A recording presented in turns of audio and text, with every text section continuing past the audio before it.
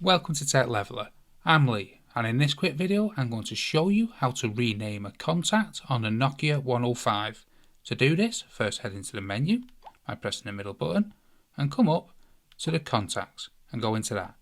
Now you can search out for the contact, or you can come to the names and head into the contact you want to rename. So let's rename Bill here.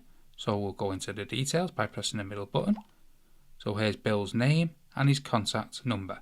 So we press the options and we can edit name here, the second one on the list.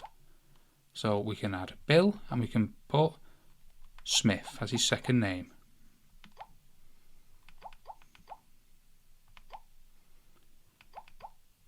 Now once you've wrote the name or edited it how you want, you can press the middle button and it will save it, and now Bill has been changed to Bill Smith. So that is how to change a contact and edit them on the Nokia 105. Hope you found that video helpful. If you did, smash the like, smash the subscribe, and thank you for watching.